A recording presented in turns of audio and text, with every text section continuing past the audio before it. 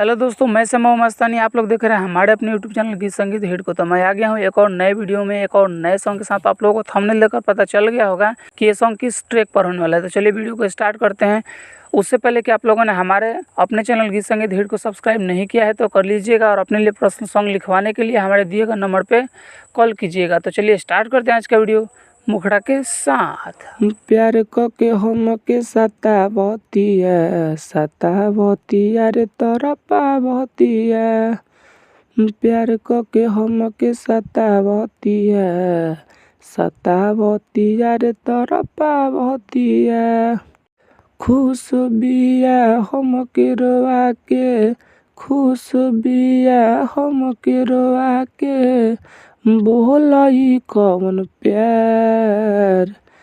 अरे आजो लाजो करिले इंतजार, अब कतना रोही बेर पगली हमार।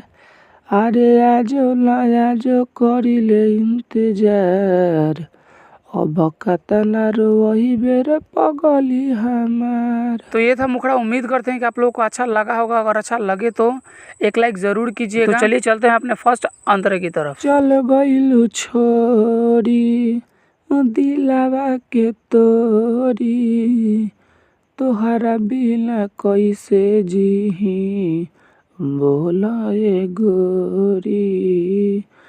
कैसे हम कही जियतानी कैसे, बिना पानी मछरी तरपे तरपीले वैसे।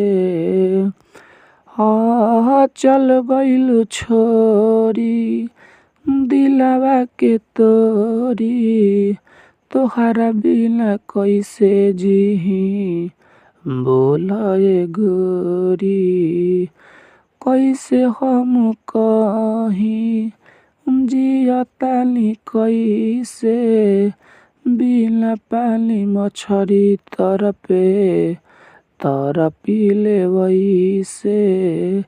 सांस रुक जाई तोहरा बिना, सांस रुक जाई तोहरा बिना, मोरी दीवाना तोहार।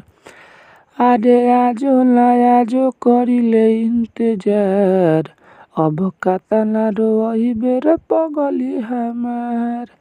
अरे आजो लाजो करिले इंतजार, अब कतना रोही बेर पगली हमार। था हमारा फर्स्ट अंतरा। उम्मीद करते हैं कि आप लोगों को बहुत ही अच्छा लग रहा होगा। अच्छा लगे तो एक लाइक ज़रूर कीजिएगा और चैनल को सब्सक्राइब कर दीजिएगा। और अगला सॉन्ग किस ट्रैक पर चाहिए कमेंट करके बताइएगा। तो चलिए अभी चलते हैं अपने दूसरे अंतरे की तरफ।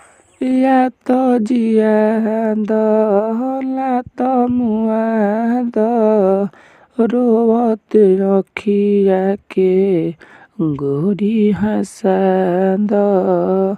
हमसे ला रहाता कुछ ला कहाता, तोहरा से दूरी जानम हमसे ना सहाता।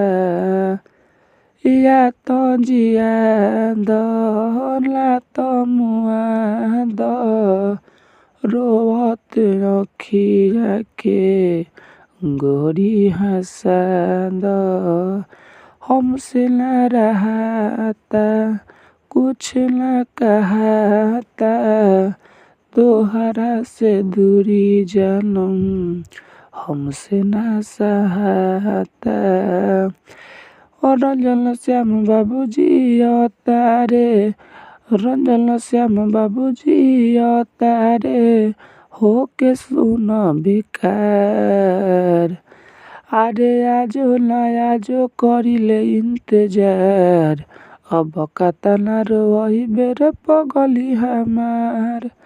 हाँ अरे आजो लाजो करिले इंतजार, अब कतना रोही बेर पगली हमार। तो ये था हमारा पूरा सॉन्ग। अगर आप लोगों को अच्छा लगा होगा तो लाइक कर दीजिएगा, और ऐसे ही ढेर सारे सॉन्ग पाने के लिए हमारे यूट्यूब चैनल गीत संगीत हिट को सब्सक्राइब जरूर कर लीजिएगा। और आप अपने लिए पर्सनल सॉन्ग लिखवाना चाहते हैं तो हमारे दिए गए नंबर पर कॉल कीजिएगा। तो चलिए मैं जाते जाते यही कहूँगा कि गाइए और हिट हो जाइए। तब तक के लिए मिलते हैं किसी दूसरे वीडियो में किसी दूसरे सॉन्ग के साथ। तब तक के लिए नमस्कार।